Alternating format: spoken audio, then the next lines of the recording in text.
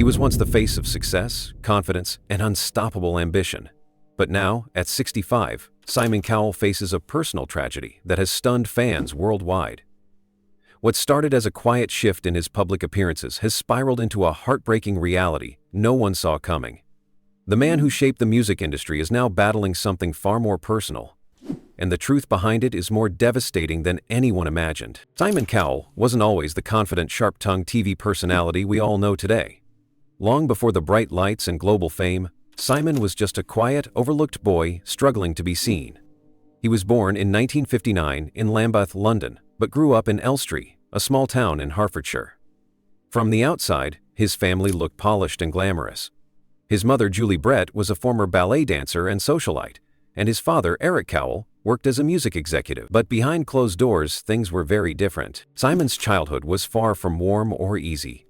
His mother, though elegant and presentable in public, was emotionally distant. She didn't express much affection or warmth, which left a lasting hole in Simon's heart. His father was strict, focused on success and discipline, and rarely showed any pride or encouragement. Simon once admitted that his dad never told him, "I'm proud of you," even when he needed to hear it most. It might sound like a small thing, but that absence of approval stuck with him for life. At school, Simon didn't fit in. He wasn't the star student or the popular kid. He didn't shine in academics and often clashed with authority. He moved from Radlett Preparatory School to Dover College, but never really found his place. He wasn't bad, just restless, misunderstood, and often ignored. He left school with just a GCE in English and sociology. For a kid growing up in a household where success was everything, that felt like failure. It wasn't just disappointing grades. It was another reminder that he didn't measure up. By his late teens, Simon had grown used to rejection. It followed him everywhere. His father, feeling sorry for him more than proud, got him a job in the mailroom at EMI Music. Imagine that, a teenager full of dreams, delivering coffee to music producers who didn't even know his name. He was in the middle of the music industry, surrounded by stars, but completely invisible. Simon later described those days as some of the lowest in his life. He would cry alone in the bathroom after work, not just because he was failing, but because it felt like life had already decided he wasn't good enough. Eventually, the weight of humiliation became too much. He quit. He left EMI, too embarrassed to stay. But the outside world didn't welcome him either. He faced more rejection, more closed doors. Out of desperation, he went back to EMI, returning to the same mailroom he once ran from. It was a humiliating step back. But deep down, something had started to change. Through all the pain, silence, and shame, Simon was slowly building something stronger inside himself. His unhappy childhood didn't destroy him, it hardened him. The neglect gave him determination. The rejection fueled his defiance. He promised himself he would never feel invisible again. He didn't have a fairy tale beginning. No one handed him a golden opportunity. But that fire, born from all the times he felt unloved, unwanted, and unworthy, was turning into a kind of superpower. Simon learned to study everything around him, how the music industry worked, how fame was created, and what made people pay attention. Each unopened letter, every stack of records, every ignored coffee run became a lesson. He didn't rise through charm or luck. He rose through watching, listening, and never giving up, even when he felt broken inside. What started in silence, in a home without hugs and a school without praise, became the foundation of his unstoppable drive. Simon wasn't born into greatness. He was pushed into it by a childhood that gave him nothing and taught him to take everything. Fame doesn't arrive like a miracle. It sneaks up slowly, first as a small win, then another, until one day the world knows your name. For Simon Cowell, that moment came after years of humiliation, debt, and doors slammed in his face. After the collapse of his first record label Fanfare, Simon found himself back in his childhood bedroom, feeling like a failure. But deep inside, something refused to give up. In the early 1990s, Simon returned to the music industry, not as a rising star, but as a man with scars. He joined BMG, but nobody rolled out a red carpet for him. People remembered his failure. His name was whispered in hallways, often with doubt and pity. Simon had to start from scratch, proving himself to people who already assumed he was washed up. Every meeting felt like a test. Every handshake carried the silent question, can this guy still deliver? But Simon was changing. Gone were the days of chasing timeless artists and serious music. He realized something that changed everything. Critics don't buy records. Ordinary people do. He stopped trying to impress the elite and started listening to what the masses loved. That meant signing acts that others laughed at. Pop bands, boy bands, singers the industry snubbed. Acts like Westlife, Five, and Robson and Jerome. The music press rolled their eyes, but Simon laughed all the way to the bank. These acts sold millions of records. Still, even success came with a bitter taste. Yes, the records sold, but the industry looked down on him. He was seen as someone who made cheap music, but Simon didn't care. Every hit proved a point. He wasn't chasing prestige, he was building an empire. And yet, despite the victories, he still felt like an outsider, like he was always one mistake away from losing everything again. Then came 2001, the year everything changed. Simon stepped out of the boardroom and onto television. Pop Idol launched in the UK, and Simon Cowell, once invisible in the mailroom, was suddenly in every living room across the country. People didn't know what to make of him at first. He wasn't warm or encouraging. He didn't smile sweetly. He told contestants the brutal truth. He was cold, sharp, sometimes even cruel. But viewers were tired of fake compliments and polite lies. They didn't want sugarcoating. They wanted honesty. And Simon gave it to them straight. His blunt style became a sensation. People loved to hate him. Or they just loved him. Either way, they watched. Pop Idol exploded in popularity, and Simon's face became as recognizable as any celebrity he judged. In 2002, American Idol took the format to the US, and Simon went global. Week after week, tens of millions tuned in, not just for the performances, but to hear what Simon would say. His silence, his eye rolls, his sarcastic jabs, all became part of the entertainment. He didn't just judge talent, he became the show. From there, his empire exploded. The X Factor took over the UK. Got Talent franchises began popping up around the world. At one point, Simon Cowell's name was attached to shows watched by over 600 million people in more than 100 countries. He was no longer just a music executive. He was a pop culture force, the most powerful man in television. But with power came a price. Simon's cold honesty that audiences loved also made him a target. He was booed in public, roasted in tabloids, called cruel and heartless. He was painted as a villain, especially by people who only saw the surface. Few understood that behind the tough act was a man who had crawled his way out of darkness, who built his life from rejection. He later admitted, "I knew people hated me, but I also knew I couldn't pretend to be someone I wasn't." That refusal to fake it is what built his empire, but it also built walls around him. While the world saw a powerful figure at the top, Simon was growing more and more isolated.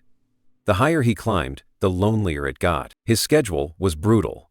Endless auditions, global travel, production meetings, live shows, deadlines, millions of dollars, and careers rested on his decisions. There was no time for rest, no room for mistakes, no space to breathe. Nights disappeared into work, days blurred into more meetings. And behind the scenes, his personal life began to fade. Friends drifted away, relationships collapsed. Even in a room full of people, Simon often felt completely alone. He admitted that during the filming of shows, surrounded by lights and applause, he sometimes felt hollow, like there was no one really there for him at the end of the day. That was the painful truth. Success had filled his bank accounts, but it had drained his heart. He had everything he once dreamed of: money, power, global fame. But the little boy who once cried in the bathroom at work now sat in million-dollar boardrooms, still carrying the same emptiness. He had become the king of Saturday night television, but his crown weighed heavy. And when the cameras turned off, he wasn't the judge anymore. He was just Simon, tired, worn down, alone. Still, he kept going. The empire grew. More shows, more countries, more pressure. The world kept watching, and Simon kept performing. But deep down, something was breaking. Because no matter how famous you are, no matter how rich or powerful, fame doesn't protect you from loneliness. It doesn't erase the pain you carry from childhood, and it doesn't heal the quiet ache of wanting to feel loved. Not for your success, but for who you really are. Simon Cowell had reached the top, But he was starting to realize that the top wasn't what he thought it would be. It wasn't peace. It wasn't freedom. It was another kind of cage, one built from pressure, public judgment, and the fear of losing everything he had fought so hard to earn. Fame had given him everything, but it had also taken something he couldn't get back: the ability to just be human. At the peak of his career, Simon Cowell seemed unstoppable. His shows were breaking records, his name was known in every corner of the world, and his fortune was growing by the minute. He had built an empire, one sarcastic comment at a time. But behind all the power and popularity, his personal life was on a completely different path. A much darker, messier one. In 2013, everything came crashing down. News broke that Simon was expecting a baby. But it wasn't just the baby that shocked the world. The child's mother, Lauren Silverman, was the wife of one of Simon's close friends, Andrew Silverman. The headlines exploded. The scandal was everywhere. Betrayal, they screamed. Homewrecker. Hypocrite. Simon, who had spent years judging people on talent and character, was suddenly the one being judged. And harshly. For someone who had spent his life controlling the narrative, the spotlight, and the image, this was a nightmare. He couldn't spin it. He couldn't fix it. The story had already taken on a life of its own. People didn't just gossip. They attacked. His image took a beating. Friends distanced themselves. He wasn't just a TV mogul anymore. He was the villain of a real-life soap opera. Simon later admitted, "It was not something I'm proud of." He didn't try to make excuses. He didn't deny it. Instead, for the first time, he was forced to face a version of himself he didn't like, and it hit him hard. This wasn't just a PR disaster. It was a personal reckoning. But then something unexpected happened. In February 2014, Simon held his newborn son Eric for the first time. And just like that, everything changed. It wasn't immediate, and it wasn't perfect. But something shifted deep inside him. Eric wasn't just a baby. He was a second chance, a reason to slow down, to reflect, to let go of the image and focus on something real.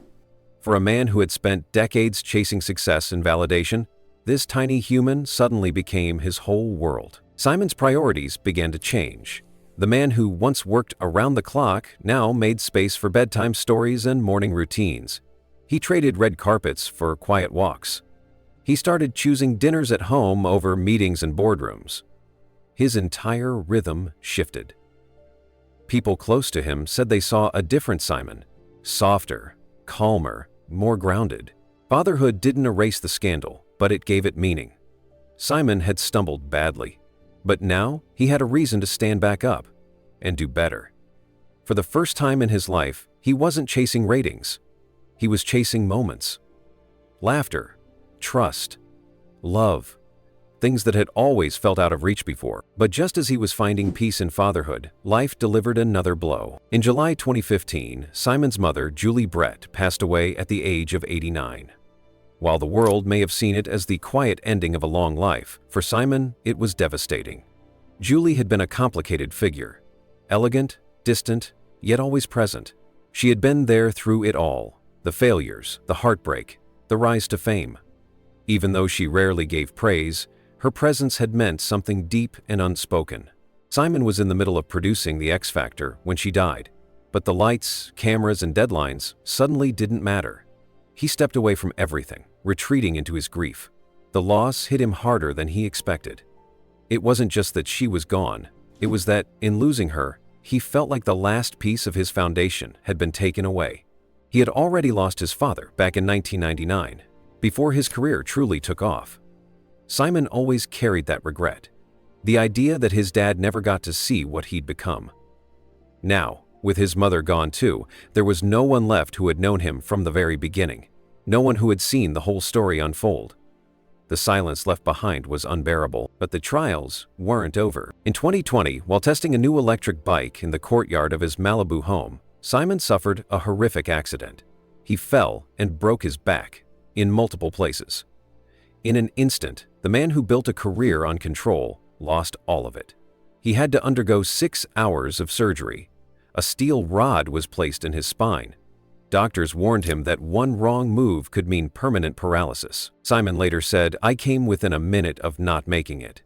For someone who had already been through emotional pain, betrayal, and public humiliation, this was a new kind of battle. It wasn't just about image or reputation. It was about survival. He couldn't sit up. He couldn't walk. He couldn't hold his son. The pain wasn't just physical, it was emotional. He lay in bed thinking about Eric. What if he never got to play with him again? What if he couldn't be the father he wanted to be? That thought scared him more than anything else, and that fear gave him strength. Simon fought through recovery with everything he had. Slowly, step by painful step, he began to heal. But just when things seemed to be getting better, another accident happened. In early 2022, Simon had a second e-bike crash, this time breaking his arm and injuring his face. It wasn't as severe as the first, but it was deeply humiliating. The press mocked him. The internet laughed. He was called reckless, foolish, fragile, and in many ways, it broke him again. Not just physically, but mentally. Simon started to question everything. Was he pushing too hard? Living too fast? Chasing things that didn't matter? Both accidents became mirrors, forcing him to reflect not just on what had gone wrong, but what he truly wanted. Fame no longer held the same appeal. Being the boss didn't mean much if he couldn't lift his son or get out of bed in the morning. That's when the deeper transformation began. He started speaking differently. He opened up more. He shared his fears, his regrets, his pain. He stopped trying to be invincible. He stopped hiding the scars. And in doing so, people began to see a different side of Simon. Not the harsh judge or the billionaire producer, but the man.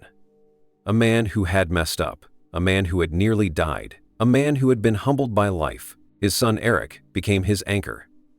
The bike rides, the Lego towers, the bedtime routines, they weren't just cute family moments.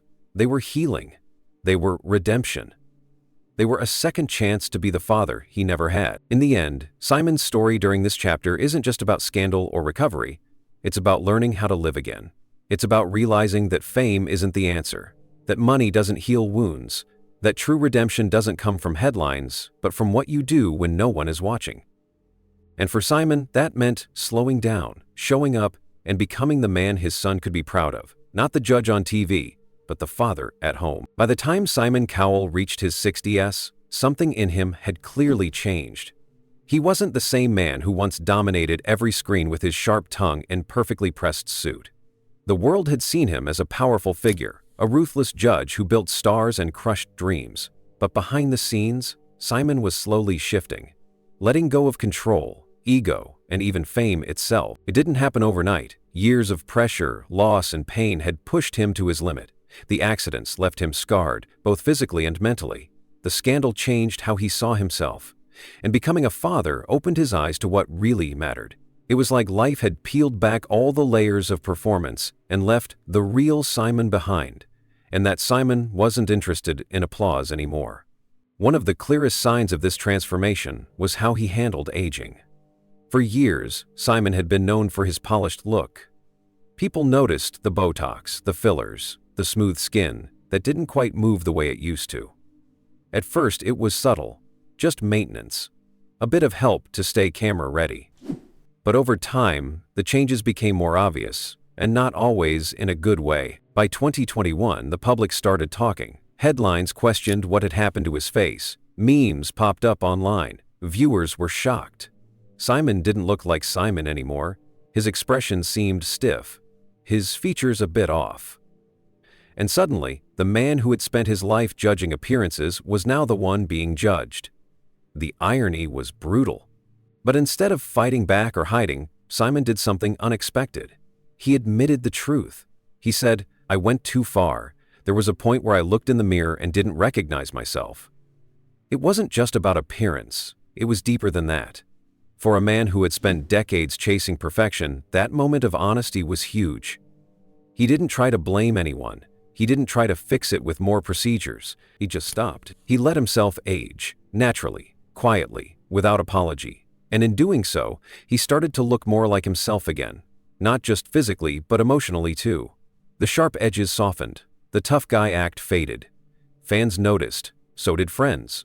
The man who once hid behind sarcasm was now showing vulnerability. And oddly enough, it made people love him more. At the same time, Simon was pulling back from the spotlight. He stopped appearing at every event. He stepped away from constant TV hosting. When he did show up, he was calmer, more thoughtful, more present. He talked more about his son Eric and less about ratings.